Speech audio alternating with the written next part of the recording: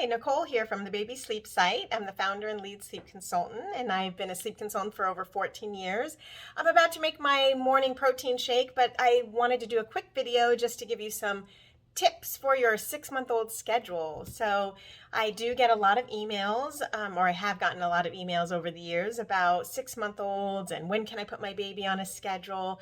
And at 6 months old, we typically see 3, sometimes still 4 naps, but we start to think about putting them on a schedule. We start to see that first nap gravitate toward about 9 a.m. in the morning.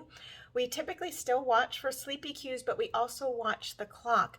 So around 6 months old, we start to see around 2 hours of awake time in the morning, and then we see anywhere from 2 to 3 hours the rest of the day.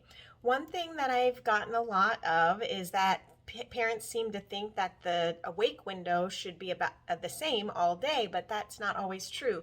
The first wake window is usually one of the shortest, and then we might see 2.5 hours before the second nap, and then we might see another 2.5 hours before the third nap, and then we'll see anywhere from 2 to 3 hours between the third nap and bedtime.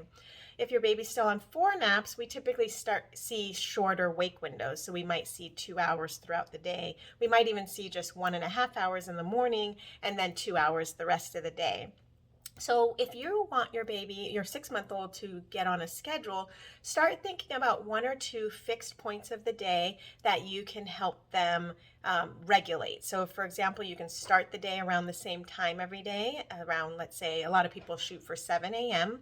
or it could be 6:30 a.m. for example. If your baby is naturally gravitating toward a certain time, then you might want to use that to get started, and then you can always shift it a little bit later.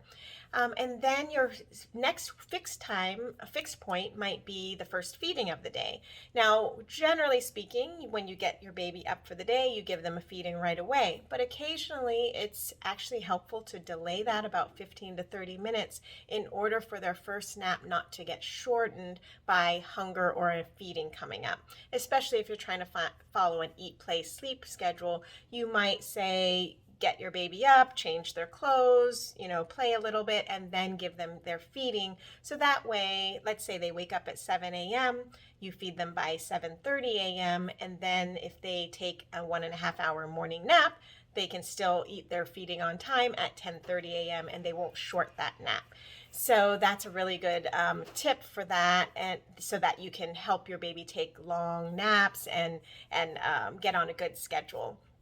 Now, generally speaking, that third or and sometimes fourth nap is usually just a cat nap. We typically say that can be anywhere on the go, or it doesn't necessarily have to be in their bassinet or their crib, because that one is a bit difficult, and we'll see that go away anywhere in between the 6 and 9 month time frame anyway, so it's usually not worth all the effort to try to get it into the crib or bassinet.